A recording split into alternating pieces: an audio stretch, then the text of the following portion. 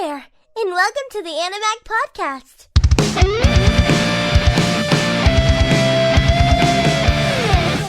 Hey, and what is up, everybody? Welcome back to Animag, the #1 anime podcast on Mars, baby. I'm your host, Asylum, sitting here with... Kiss, the #1 simp for mommy. Oh my god, he has officially started simping for mommy because of this episode. Oh my god, yes. I don't know how to feel about that. I really don't. Fuck all y'all mommy haters. It's given me weird mixed emotions this episode because in episode 2 at the end, they made her seem like she was going to come into this episode being batshit crazy, but when everything kind of starts to unfold with her, she's really not all that crazy. Maybe we didn't get to the crazy part yet. I think that could be the case. They're trying to save it. It's like me and Zay were talking about. This show is kind of doing a really good job at building you to the peak currently, because obviously they don't want to get everything too hype too soon. They want to get you maybe midway and then drop the fucking ball. And I think they're doing a fantastic job. First of all, Zay could shut the fuck up. Whoa! At the beginning, for episode 1, he was like, talking shit on her and a girlfriend, right? He did say this was a shit-tiered anime, so yeah, that is kind of true. Get your ass out of here with your mid-tier fucking spy family. But look, just today he comes into work and he's like, man, episode 3 was actually kind of good. No. Get off the train. Get off the train. And he accurately rated it. He said in his book it's a 7. Oh, shut up. It ain't a 7. I think it might be. We'll get there. I don't know if my decision might change after we fully discuss it, but that's about where I was for this episode too. 7, maybe an 8, but I think an 8 might be pushing it. There's reasons why. There's reasons why I might drop it below an 8, but alright, so this episode really technically takes place in like 2 areas, and the main area being the apartments, which was kind of nice. So you're not all over the place, you know? Yeah, the apartment, I would say outdoor, and like a little small one for at school. Yeah, small piece at school. The apartments were a major part of it. The balcony, the front balcony, and then mommy was on the streets. But I didn't really count the mommy part because... mommy. Oh god, here we go. So, this episode literally picks up right where the last one left off. Chizuru is at Kazuya's door saying that she lost her key. And one of my favorite parts is when Chizuru says, "Do you mind if I come in?" and just walks right past him before he can even say yes to go in. And they just show this dude like in utter shock. His face is just frozen and he is so scared and shook. He's like, ah! So like as he's frozen in fear, they show Chizuru like in the background taking off her shoes. A couple of things I want to point out. In the last episode, I said when you live in an apartment, you can just go ask the landlord or the apartment managers to open your door. And the writers of this show actually covered that because Chizuru says she couldn't go, or she tried to go to the landlord and they were away for the night. Getting them to go open the door was out of the question. That is something that I highly appreciate about these writers, because that small detail that they said, well, let's not leave that lingering. Let's put that in and maybe help people understand why she's at this man's apartment. The second thing is the fact that we both also said she was probably going to comment on how messy his apartment was, and it's literally the first thing she says. She's like, oh, this place is a mess. It's always a mess. Like, bitch, then you can leave and you can go sit outside on the balcony. Thank God he sprayed some Febreze before she went in. He still had nut rags all on the floor, though. That's super embarrassing. We see Kazuya having like this massive internal battle inside of his head. He's basically freaking out because he's thinking she'll have to wind up spending the night. So in his head, he's trying to figure out how he's going to ask her to do so. Finally, right as he's about to, spit it out and be like, hey, you want to stay the night? He starts to say it. He starts to stutter real bad. And then Chizuru just opens the curtains and his back balcony door. And he's like, wait, what? The balcony, turns out, is one of the main reasons why Chizuru went over, because she wanted to go onto his balcony and make sure that she actually locked her back door, because remember, their balconies are somewhat conjoining. She has to lean over and look over a little wall to see, but it's doable. The balcony scene is where a couple of crazy things go down. I am so proud of our boy Kazuya on this balcony scene. So as Chizuru's leaning over Kazuya's balcony, looking over into hers, he notices that she's in like kind of a short skirt. In his head, he's like, man, is this even okay for me to be seeing? Like, should I not be looking? Not like he could really see anything, but the skirt was pretty high up onto her legs. Chizuru just quite can't see her doors locked, so she leans in a little further over the balcony. And in doing so, she slips and almost falls over the balcony. And our boy Kazuya saves the day by grabbing what? Her ass, of course. This literally freaks out both of them. Chizuru's like, hey, where do you think you're touching? And he goes, well, you're about to fall over. And she's like, well, you could have grabbed my hips instead. So he does. So he grabs her hips. And quite honestly, this looked 10 times worse than him just grabbing her ass. Literally puts him in like a doggy style position when he grabbed her hips. And then like also while he had his hands on her ass, he was like, oh, it's so soft. It's so soft. This dude, a little tree branch started growing. This dude had to go change his pants probably. My God. So that's not even the craziest part on the balcony. Him grabbing her ass and then grabbing her by the waist. In all of this chaos, she manages to see the lock. And she's like, I can see it. You can let go now. And he does, but it's a little too sudden. And she ends up falling back onto his balcony. And one way or another, this part was kind of weird to me, the way that they ended up, how they ended up in this situation. Yeah, that confused me. They both fall onto Kazuya's balcony, but Kazuya, who was behind her, keep this in mind, ended up on top of Chizuru now. So Chizuru's laying on her back, and he's like on top of her, like in a missionary styled position. I don't understand how that happened. They wind up kind of like face to face here, and they're both in shock. Kazuya's in his head, and he's just pointing out how hot Chizuru is up close. And I thought for a second that we might potentially get maybe like a kiss scene here, because honestly, it's kind of a right moment for it though. I mean, they did a full setup, right? He was grabbing her ass. She's like, well, grab my waist instead. Now they fall, and they're kind of romantically looking into each other's eyes. I thought we were getting a kiss scene here, but I was wrong. We didn't. So I knew it. I was like, oh, possible, but in my head I was like, nah, it's too early. Yeah, way too early. They're gonna save something like that for back end stuff, but it would have fucking blew my mind if they had done it here. Something that kind of shook me here was the fact that Chizuru really didn't freak out about it. She just literally like so calmly says, get off me, or just get off. And like, I expected more of a freak out from her, you know? Yeah. Typical like Chizuru fashion. Already in that situation before. True. She's just so calm about it. She's just like, get off. This whole episode kind of gets me thinking that she's really starting to warm up into her own feelings for Kazuya, because later on we're going to come into some more shit, and it really does seem like she's just starting to embrace the fact that she might actually have feelings for him, but she's still slightly trying to fight it, you know? Seems like she's in a middle grounds with her own feelings currently. So they're on top of each other. Bam, the doorbell rings. They both like go, huh? And Kazuya gets up and he checks the peephole, and he notices that it's Mommy. Before we fully dive into this, I want to point out that we really did think Mommy was on some kind of weird stalker shit in the last podcast episode we did. Because remember, we thought she had went to his apartment because she saw him and Chizuru go inside. That's literally not the case at all. She just happened to be in the area. Yeah. And a while back, Kazuya had gave her his address and said, come by whenever you want. So she wasn't on some weird stalker shit. So I'm really shocked that they painted her in the preview on episode 2 at the end. They painted her as some kind of like weird stalker, but she was just coming in for a visit. So Kazuya and Chizuru are inside of his house, literally freaking out. They're like, this is my favorite part. They're whispering to each other. He's like, it's Mommy John. And she's like, what? Why is she here? And they're just having like this big whisper fest. As they're kind of whispering to each other, Mommy starts to like turn the doorknob, and she realizes it's unlocked because Kazuya's dumbass left it unlocked like an idiot. Whenever you let Chizuru in. Correct. So he pulls Chizuru into the kitchen so they can hide out of sight from the front door. They get in the kitchen, and Chizuru's like, my shoes, because her shoes are off by the front door. And the whole whispering shit had me geeking out, bro. I don't know why it's so funny to me, but she's like, my shoes.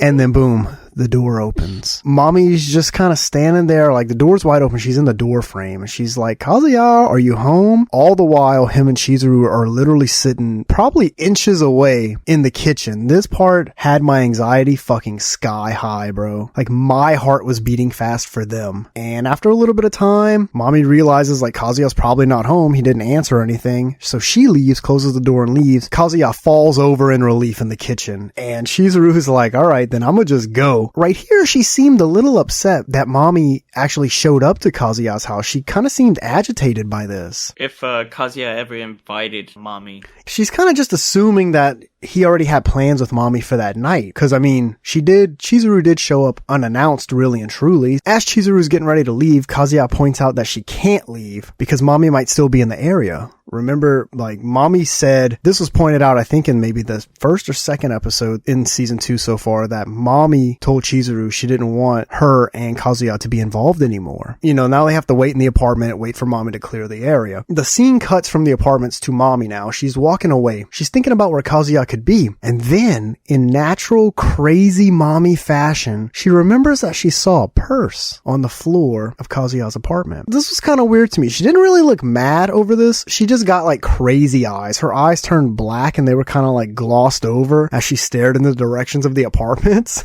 Wonder if she knows that that's Chizuru's purse. I don't know, but maybe she's feeling a little jealous, just like Chizuru. I mean, probably getting a little jealous whenever she heard it was mommy over there. Obviously, mommy's going to be jealous. She sees a purse on this man's floor. She knows it's not his purse, obviously. So some jealousy could be struck there because there is a girl there was a girl at his apartment because of the purse. But I wonder if she knew it was Chizuru's purse. I wonder if that's why her eyes turned black. That's something that I was really thinking about. I don't think mommy ever saw Chizuru with a purse. So maybe I'm trying to look too deep into that, and maybe I want that conflict to become real, but yeah, I don't remember a purse. Me neither. Chizuru, and if there was, it was probably like a little purse. A little tiny. Yeah, this was a big purse with a big lock and shit on it. This was like she was coming to spend the night. She knew what she wanted. So we cut back to the apartments, and after all this, Kazuya and Chizuru are just basically killing time, waiting to make sure mommy's not in the area, and he says something that I don't think is accurate right here. He was in his head, talking to himself in his head, and he asked why Chizuru went to his apartment in the first place rather than a friend's or a relative's. And he says, wouldn't it have been quicker for her to do either of those? But like, they literally live next door to each other, dude. No, it's way quicker for her to just go to your place. That part confused me, and it's like so not accurate. Why would she hop in a taxi and go across fucking town to her mom's or whatever when she could just go to the next door over? And just wait for the landlord exactly. or landlady. This guy, I think this guy's so shook at this point. You got the balcony scene. He touched Chizuru's ass. He fell on top of her. Then you got the anxiety scene where mommy's about to fucking catch them. I think he's so fucked up right here in the head that he's not thinking straight. Yeah. Because that makes no sense at all to me. So a little more time passes and Chizuru goes to leave. Now they're outside on the front balcony, and she notices, once they're outside, that the apartment manager is actually back in the office, which is good news for her. That means she can go home. Bad news for Kazuya. Bad news for Kazuya. He's got to jerk it tonight, boys. So the next scene on the front balcony is where we wind up getting a ton of character development for Chizuru. I don't care what Yaze says. Right here, this balcony scene, a fuck ton of character development happens for her. So to try and give y'all an accurate, short version of what happened, because I can nitpick this and dissect it so much, I'm going to try my best not to. It's pretty much basically the entire back end of this episode. Kazuya remembers Chizuru's grandma and all the stuff she had told him in the hospital. She's getting ready to go downstairs to talk to the manager. He tells her, he's like, look, if you ever need anything, I'm here for you. I'm your neighbor and your friend. And right here we wind up learning about Chizuru, because she like leans back against the railing and she starts just kind of talking to him, because basically he was like, look, if you don't want to go to your parents or your friends, whatever, you can always come to me. And she leans against the balcony railing, and we learn that her parents actually don't exist. Her dad left when she was young and her mom died, and then her grandpa died shortly after that. So all she really has is her grandma, and then she says that she has no friends. So maybe Kazuya saying this to her is like really special to her deep down inside. Maybe that's why she leaned against the balcony and kind of started pouring herself out to him. We learned that she had promised her grandpa that she would become an actress one day, hence why she's trying so hard to be one. You know, she's really putting in that extra work. You always see her like acting notebook and it's full of tabs and shit. And she says that she wants her grandma, who is all she has left, to be able to see her on the silver screen. And after all this, she asks Kazuya if he's turned off. She's like, you're turned off? Like, you know, you don't like me anymore? Of course this fucking simp isn't. She finishes this whole fucking feelings pour with, the girl you're paying to date is nothing special. Just a struggling actress and a college student clinging to a childhood dream. Bro, so sad. Why is that so sad? But, like I said, massive character development right there for Chizuru. We pretty much never get to hear her talk about herself, so that's huge, number one. Kind of figured that about her parents, but then we learn about her parents. Kazuya thinking about what her grandma said, like, you know, she wants someone that can see her for her, and someone that's going to be there for her. He tries to show her that he can relate, okay? Because, you know, that's what you do in conversation. Someone says something and you try to reply with your own version of that story, but in a relatable way. So he starts giving her his childhood story, his whole deal. He tells her how he still has his parents and how even though he was ugly as a baby, they still loved him uncontrollably. Basically saying the complete opposite of what Chizuru had just said moments ago. And she's like, okay, are you bragging or something? Like, you're going about this the wrong way, bro. She's like, yeah, my mom died, my dad left, and he's like, got both my parents. God damn. And then he's like, no. And he tries to explain. He's like, compared to you, I've lived a carefree life because my future is basically set. And he tells her how he's going to wind up taking over his family's shop. And that honestly, he's kind of okay with that. And I suppose his message was supposed to be to her that it's okay to just relax and be yourself. But he did such a shitty job at trying to get this message out to Chizuru that it really did come off as if he was just being a fucking dick. And at the very end of this conversation, he says that he wants to be by her side and that she is cool no matter what. He wants to be by her side forever. She looks at him, she's like, forever, and he's freaking out like, you know, just typical Kazuya. And she calls him a dummy, and she does what Chizuru always fucking does best. You know, when she's deep in her feelings, I think she realizes that she's in her feelings. She turned it into something work related, and she goes, I can't turn down anyone that says they want to be by my side. It's my job. Like, bro, come on. Just fucking tell him how you feel, Chizuru. Too early in the season. There's no way I'm the only person that feels this way. Kind of seeing that Chizuru's definitely falling into some feelings here. Like, sure, she's going to turn it work related because she has that feeling shell, that armored shell on. But after all this in episode 3, I think she really is starting to get feelings for Kazuya. What are you talking about? Bro! Ever since Kazuya rented her out for his friend, and that's when I realized that she is starting to like Kazuya because of how his friend was talking so good about him to Chizuru. We said this back in season 1 that she had feelings for him, but what I'm trying to say in season 2 here on episode 3 in the current state is that obviously she does have feelings for him, but I feel like she's starting to let it show more than we've got in the past. She's starting to kind of just sink into it and be like, all right, well, this is what it is, you know? Yeah, I don't know. She's just trying to get Kazuya to get a hint at it so he can confess first. Maybe that's a good thought. That is a really good thought because she's not going to want to say it first. Kazuya's going to be like, it has to be her. Ladies first. Ladies first.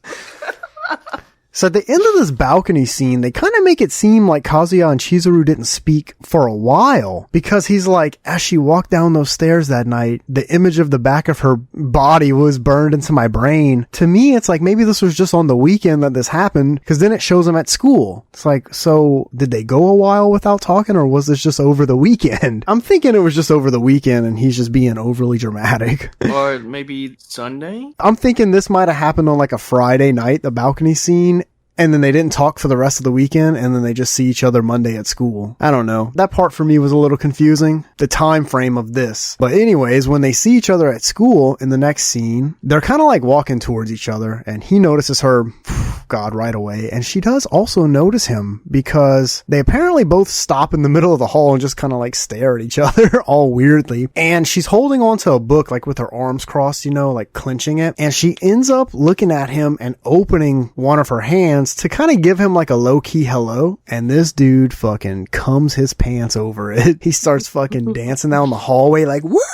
woo! Like, all this for a fucking hand wave. But that hand wave is kind of important because remember, back in season 1, she was like, if you see me at school, don't interact with me. And remember, she didn't want that to be a thing. Yeah. So now we get a scene where they see each other at school and she low-key waves to him. That's a big fucking important piece right there. Oh, She's interacting with him at school. I don't know. I might be hyping that part up a little too much, but that's how I deciphered it. And then mommy was right around the corner and she saw it all go down. Uh-oh. And she looks pissed too. And this is the part where I started wondering if she knew that that was Chizuru's purse in his apartment, because she just looks pissed right here. And then boom, we hit the credit roll. And then, you know, typical Rent a Girlfriend, there's some shit after credit roll. So the little clip after the credit roll before the next episode preparation scene is not really that crazy. It's just Kazuya like spacing out, making some copies of some kind of paper. And he's just daydreaming about Chizuru. And then all of a sudden, mommy walks up behind him and she's like, Kazuya,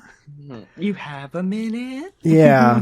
So I'm what wondering. you hiding? Yeah, what are you hiding? It was literally just some fucking like book papers. Like, why is he hiding that? Because he did grab the paper and put it behind his back, but he also was daydreaming that it was pictures of Chizuru, I guess. Maybe he was just lost in his head. And then where this episode really got me fucking balls to the wall excited was when they start prepping you for episode 4. It shows Ruka. So we know for sure episode 4 is getting Ruka involved. And it's letting us know that she'll be back in the next episode. Apparently, they're gonna have a sleepover. And she's like getting food and stuff. And she's just talking to Kazuya, you know, like a weird, not to his face. I guess it's just like voice clips from the next episode. And they're showing just a bunch of shit. And then they show like a piece of hair on Kazuya's floor. So I'm imagining Ruka goes over and she finds like Chizuru's hair and she's gonna freak out about it. But then, even worse than the hair, they show a fucking condom. Is our boy about to get it the fuck in? Dude, is our guy about to get laid? At first I thought it was Kazuya and Mommy doing the freaking preview, like talking to each other, because if I remember correctly, I think Mommy was the one that was like telling, oh, you virgin. Yeah, I did see something about that. I don't know, man. I really thought it was Ruka. Or unless maybe they are prepping the episode to be a sleepover with Ruka, but it's Mommy that was kind of narrating it. I'm not too sure. Just gonna have to see. I'm very curious, but I'm not gonna hype myself up like I did for episode 3, because remember, we thought we were coming into a shit show where Mommy was gonna come in and stab everyone, and she didn't. She was just a normal character. So maybe the condom and the hair, maybe it's all literally just nothing. Yeah, kind of like what they did last episode. Yeah. And I hope not. I hope our boy gets it in. Like, sadly, we know it's not gonna be with Chizuru, but whatever. We'll take anyone. Next episode, see it uncensored. What? Rent a Girlfriend turns into a fucking hentai. What the fuck happened? Wait. Am I watching did they download the wrong episode? Nah, man. Then we gotta let hentai with the bros take over. Those guys. All in all, not a terrible episode. I mean, sure, we were falsely led to believe that Mommy was gonna do a certain thing or be a certain way, but I really appreciate that character development with Chizuru a lot. You know, it puts her on a more personal level with the viewer, because now we know some shit about her family. I mean, we already knew she kind of was hard on herself, but now we know how she really feels. She's just like, bro, I ain't shit. I don't know why you like me. Probably, I don't know, man. I put it as an 8. I don't know if I want to put it at an 8. I kind of want to put it at a 7 because I'm a little disappointed about the mommy shit. I wanted to put it as a 7 because at the beginning I was like, it's pretty good, and then once they showed mommy, I was like, oh. Oh my god. It did kind of draw me into mommy's character a little more than I did. I liked her, but this episode made me like side more with her. Like, maybe she's not crazy. Maybe she's just in love. Join our side. I don't know, man. I'm gonna give it a 7. I gotta stick with my 7 because I am a little pissed off about them doing that, making us think that she was gonna barge into his apartment and beat the shit out of Chizuru, and she didn't. I'm gonna hit it hard, and this is how y'all know I'm serious about these ratings this season. I'm not just giving this high ratings. If it does something to piss me off, I gotta stay true to the ratings. So I'll give it a 7. Old Thomicus will give it an 8. You know, that's still high numbers. Yeah, but I kind of like how they did with mommy's character. If they would have showed more with mommy, I guess it would have been 9 for me. That's that's the thing. If they would have flushed out mommy a little more in this episode, I'd probably have it at an 8. They just didn't do a whole lot with her. Like what they did with Chizuru. And like what they did with here's the Kazuya. thing. Here's the thing. Maybe we're just going ahead of ourselves. This is only episode 3. Yeah. You know what I'm saying? Like, we still got an entire... We're not even halfway, bruh. So, I say by the time we get to episode 5, shit is going to be wild in this season, I think. I know you would have been giggly if Kazuya would have grabbed her by the hips, and then she would have been like, what's poking me? What is that? Dude, I wish they would have put that in. Kazuya, what is that? Oh, nothing. He lets her go.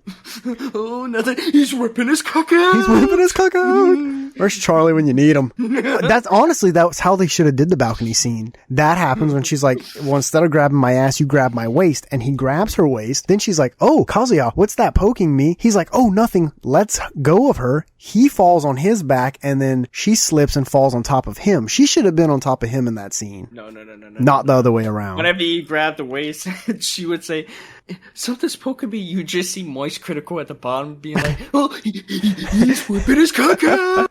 At the apartment below. It's not just Charlie, it's his clones too. So all the clones. They're all each on their own balcony. The whole apartment just lived in by Kazuya, Chizuru, the real Charlie, and all of his clones. He's the apartment manager. Oh my god. So, I mean, not a bad episode. I'm just ready for 4. I can't wait to see more of Mommy. I'm gonna say it, this season's moving for me. It's like, as soon as we record this podcast and I get it done and uploaded, by the time I post on the website Friday, it's like, God, I'm just sitting here waiting for the fucking episode to drop. And I mean, admittedly, it is one of my favorite animes, but I'm watching some other shit now too, and it all drops on Friday, which is kind of a pain in the ass. Yeah, I just finished D Gray Man. Okay. Which that was pretty good. It kind of reminded me of what you call it, Soul Eater. It's like a oh yeah. I actually love it. Like how many seasons? Like 4. Oh goddamn. Episodes. Oh goddamn. Yeah, I'll pass. But then I gotta watch D Gray Man Hollow, which is the next. Then I started watching the new season of The Devil is a Part-Timer. Yeah, I saw a bunch of people geeking about that. 12 episodes, season 1. I'm telling you guys right now, everyone's got to go and get on Engage Kiss. Really good show. It is new. They only got 3 episodes out right now. They drop on Friday, but the show's slapping pretty hard for me. And that's also what I'm just trying to stick to stuff right now that's either new or has 1 season. I don't want to engage in anything that's got too many seasons currently. Maybe after Rent a Girlfriend and I take a break from podcasting, I might dive into some shit, but not right now. It's too much, man. Yeah, since we gotta Rent a Girlfriend, but I was thinking about doing something with the viewers of Animag. Oh! Like, do a stream session. Like a stream along, a watch along? Or like play, let's say Mario Kart. Mm-hmm. Like play other games with fellow Animag viewers. I can't fucking play. I don't have Mario Kart. Get it? It's too expensive.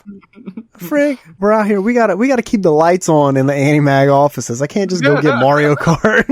I can't like any other games. Yeah. I mean, I don't know. I might eventually get Mario Kart. I just bought an interface. I'm changing my mic setup for this podcast, so really don't have the Animag funds to be buying games right now.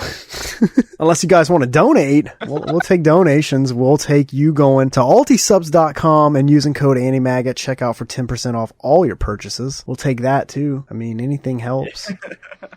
And anyways, that's pretty much going to do it for this episode, guys. We hope you enjoyed, because this was a fun one. This was a good one for me. Had a lot of fun doing it. I was a little nervous because I did take a frick ton of notes, but you kind of had to for this one. Yeah. And I honestly feel like it's only going to get worse from here. Right now, it's about 3 to 4 pages of notes. I feel like probably by the middle to the back end, we'll have about 8 pages of notes. Yeah, I think I'm going to do notes for the next episode. just jot a few things down, you know?